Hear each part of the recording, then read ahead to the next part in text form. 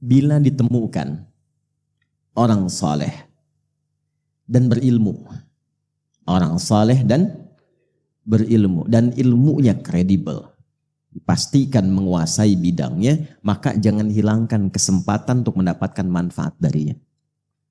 Ini ada misalnya para kiai atau habaib atau ustadz-ustadz, kita tahu ilmunya bagus, kredibel, mengajar di satu tempat, silahkan ambil manfaatnya.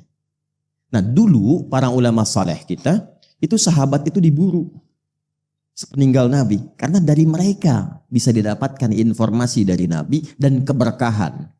Yang mahal itu berkahnya. Ya, itu yang mahal. Berkah itu ziyadatul khair, bertambah nilai kebaikannya. Ya, contoh begini. Ada kesan di para ulama kita, dan ini riwayatnya tersambung. Kalau sedang gelisah itu seringkali di antara ulama pun cari ulama lain yang terlihat lebih soleh.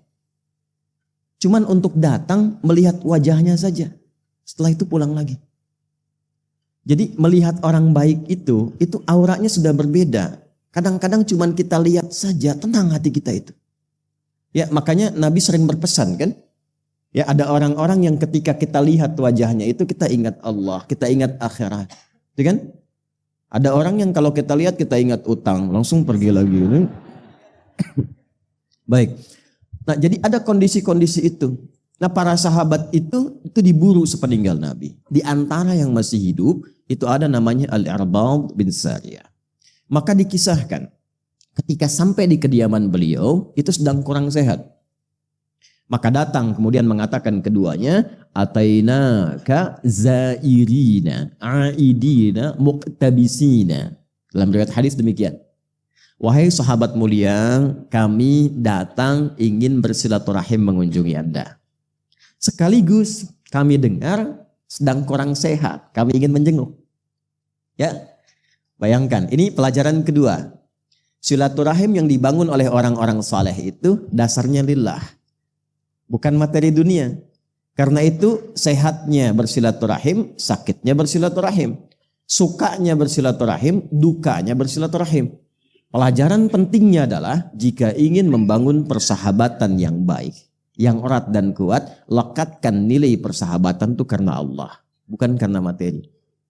Jangan bangun persahabatan dengan harta benda. Ketika harta berkurang, hilang persahabatan. Jangan karena kedudukan. Ketika kedudukan hilang, tuh kaget kan? Ya. Muncullah kemudian hal-hal yang tidak diinginkan. Tapi lakukan karena Allah, maka Allah turunkan keberkahan dan keridhaan di dalamnya. Jelas? Baik. Kemudian muqtabisin, ini poin pentingnya. Kami datang untuk berkunjung, sekaligus menjenguk karena mendengar Anda kurang sehat, tapi mohon kami tidak ingin kehilangan kesempatan mendapatkan pengetahuan terbaik dari Anda yang tersambung pada Nabi SAW. Selalu mencari peluang-peluang untuk mendapatkan tambahan-tambahan kebaikan. Kalau bukan ilmu, ada pengalaman, ada akhlak yang bisa ditiru. Sibukkan hidup kita tuh untuk seperti itu saja. Terus tunggu sampai wafat, simple. Dipraktekkan dalam setiap pekerjaan kita. Anda di perusahaan, silahkan praktekkan akhlak mulia itu. Kedisiplinan, kejujuran, kebaikan. Dibawa ke rumah tangga, praktekkan. Sesuai dengan profesinya, tunggu ajal datang. Selesai. Baik, lantas apa jawaban sahabat Al-Irbad? Ini dasar kita. Faqala radhiyallahu ta'ala anhu, kemudian beliau merespon. Tolong di highlight kalimatnya, jazakallahu khair. Shalla bina Rasulullah sallallahu alaihi wasallam. Satu kali kami berjamaah bersama Rasulullah sallallahu alaihi wasallam, beliau mengimami kami. Thumma aqbala alaina. Setelah selesai salat itu, beliau menghadap ke arah kami. Fawa'adhana mau'izatan balighah. Lantas beliau memberikan pesan yang sangat dalam sekali. Sebagian komentar dari beberapa sahabat, seakan kami merasa pesan ini pesan perpisahan dari Nabi SAW. Jadi ini diantara hadis yang disampaikan Rasulullah menjelang wafatnya. Dan ini diantara pesan terkuat. Ya, karena itu kalimat nabinya nanti saya ingin berikan wasiat. Nih, saya kasih gambaran gini ya, ilustrasinya. Saya tanya antum ya, kalau ibu sakit ya dengan ibu sehat, Ibu saat sehat kasih nasihat didengar tidak? Oh, kenapa jawabnya pelan? Ibu sedang sehat kasih nasihat didengar tidak? Oh, terjadi perbedaan pendapat. Nah, nanti jangan lupa tahajud ya. Iya, mah kemarin juga tahajud. Tenang aja. Yang kedua, ibu sudah pakai infus, tabungnya 2. Nafas sudah sesak. Anda jenguk ke rumah sakit, ibu bilang, nanti tahajud ya nak. Ya, ingat sama mama ya. Gitu respon Anda bagaimana? Iya mak, insya Allah. Ya kan? Lebih kencang lagi. Nah, pesan yang diberikan oleh orang menjelang wafatnya, kenapa disebut dengan wasiat? Ya, asalnya wasiat itu bukan pesan orang akan meninggal, bukan. Asalnya wasiat itu pesan yang kuat yang harus didengar dan dilaksanakan dengan sungguh-sungguh. Karena itu di Quran pun banyak Allah berwasiat. Wa wassaynal insana, kami wasiatkan. Allah tidak meninggal. Wa huwa hayyun la yamut. Ya kan? Nah, jadi asalnya pesan yang kuat. Kenapa dilekatkan pada orang yang akan meninggal? Karena setiap orang yang sudah di ujung hidupnya itu pesannya lebih cepat didengar dan kuat dibandingkan saat dia masih sehat. Jelas? Nah, balikan lagi, Nabi mau meninggal kasih pesan. Orang tua kita yang bukan Nabi saja kasih pesan kita dengar, apalagi Nabi yang sayangnya luar biasa, melebihi sayang ayah dan ibu kita.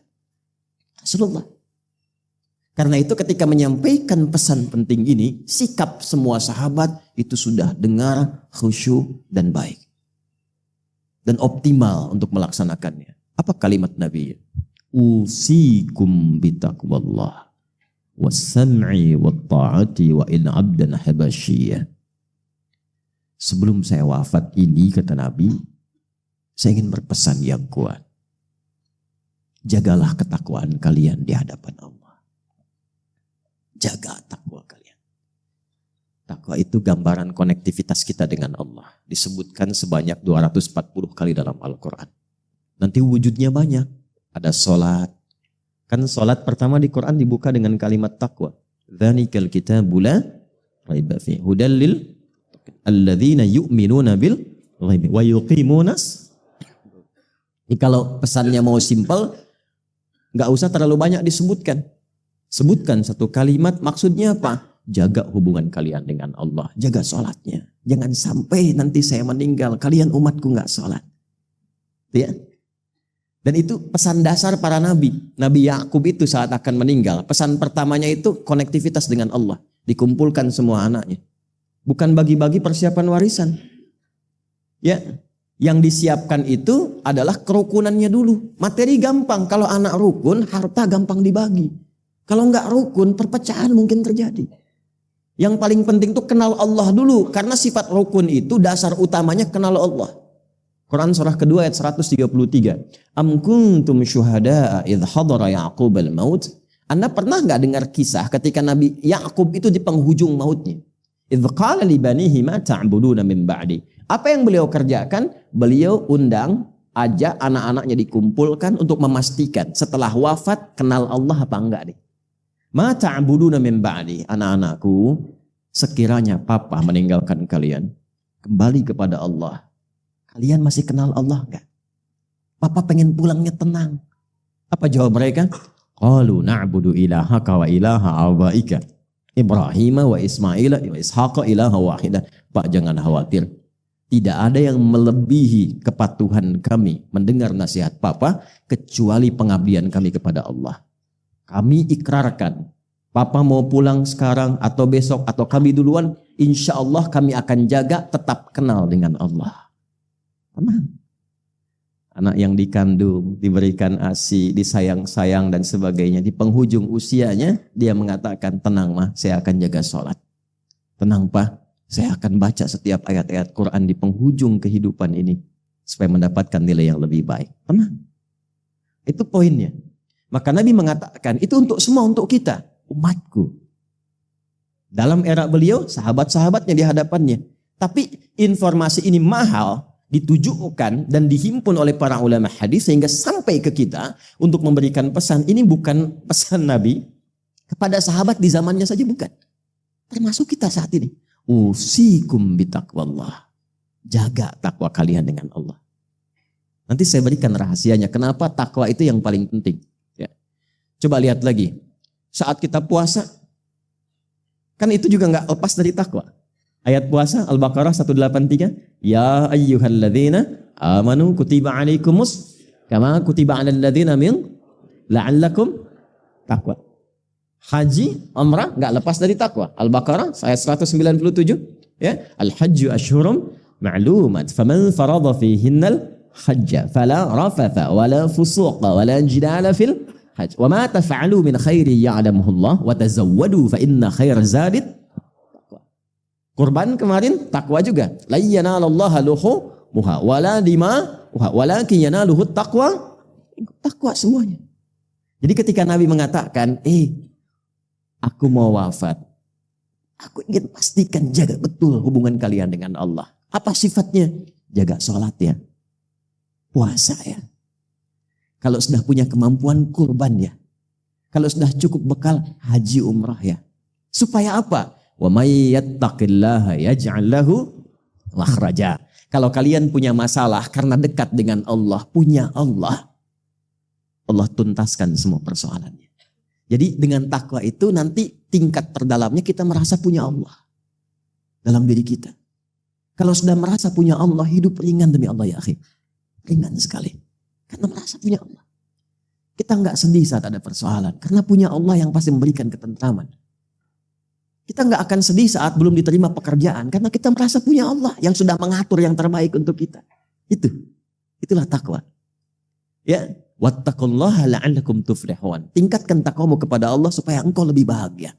Wattaqullaha wa yu'allimukumullah. Tingkatkan takwamu kepada Allah supaya terus bertambah pengetahuanmu. Kuncinya itu. Sebelum Nabi wafat, kalimat takwa itu yang pertama diwasiatkan. Itulah rahasianya. Kenapa setiap pekan khatib Jumat memberikan pesan takwa. Itu. Kemudian wasam'i wa ta'ati. Kalau sudah jelas, sudah paham, dengar patuh. Maka kita sebutkan sami'na wa ata'. Bukan sami'na wa nanyaina. Kami dengar, kami konfirmasi. Ya.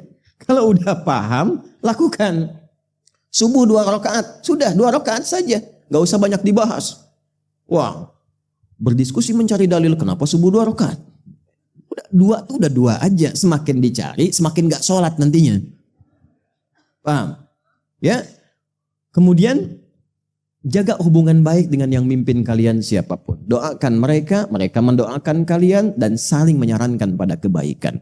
Walaupun mungkin tidak ideal seperti yang kalian rasakan. Nanti ditafsir di hadis Muslim nomor hadis 1855 dari seorang sahabat bernama Auf bin Malik al-Ashja'i. Ya, tusalluna alaihim wa yusalluna alaikum. Nah, apa hubungan dengan bahasan kita? Perhatikan redaksi berikutnya. Man ya'ish minkum ba'di. Siapapun yang hidup di antara kalian setelah saya wafat. Itu batuk. Siapapun yang hidup di antara kalian setelah saya wafat. Man itu menunjuk laki-laki, perempuan dengan semua gender, dengan semua tingkatan lintas sosial. Semua, siapapun. Fasayara fihi ikhtilafan katsira. Siapapun yang hidup setelah saya wafat nanti, dia akan mendapati banyak sekali perbedaan-perbedaan. Beda pandangan, beda pendapat yang mungkin mengarah pada perselisihan. Nah, ya. Kemudian apa kata Nabi? Fa'alaikum bisunnati wa sunnatil khulafa'ir rasyidin al-mahdiyyin min ba'di.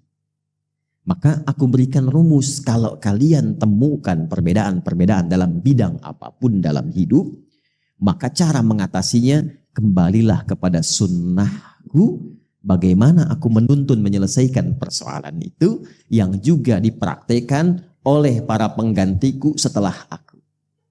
Dan sepakat ulama nanti di situ kiranya ada 4. Abu Bakar As-Siddiq radhiyallahu taala anhu, Umar bin Khattab radhiyallahu taala anhu, Utsman bin Affan radhiyallahu taala anhu dan Ali bin Abi Thalib radhiyallahu taala anhu. Itu kalimat Nabi sebelum beliau wafat, setidaknya memberi pesan setelah beliau wafat akan muncul banyak perbedaan-perbedaan yang terkadang mengarah kepada apa? Perselisihan. Baik beda pendapat sebabnya ataupun juga beda pendapatan.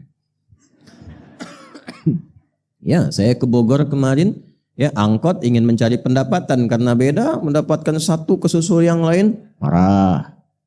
Di bisnis dagang, kan persaingan beda-beda, tiba-tiba berselisih, ya. Ya kita nggak usah masuk politik. Yang kita ingin tarik yang paling cepat saja. Nah ini yang penting untuk kita bahas. Ironisnya, perbedaan yang mengarah pada perselisihan itu terjadi bahkan dalam praktek keagamaan. Jadi poinnya, beda kunut dan tidak kunut, debat. Sehingga ujung-ujungnya nggak ada yang ke masjid. Kosong. Padahal tahu yang salah yang tidak sholat subuh. Beda baca bismillah, apakah keras ataukah silent, ribut kan? Ya dan seterusnya. Dan sekarang lebih parah lagi. Perbedaannya mengerucut, pertumpahannya mengerucut, orang yang nggak ada, ya tapi tulisannya ada. Yang satu bikin status, yang ribut yang komen. Pindah ke media sosial, Instagram, di Facebook dan macam-macam. Sekarang kelihatan wajahnya, saling jawab di YouTube dan sebagainya. Muncul. Ternyata 15 abad yang lalu sejak kalimat itu diucapkan, sekarang menemukan momentumnya dan kita harus kembali kepada sunnah Nabi bagaimana menyelesaikan.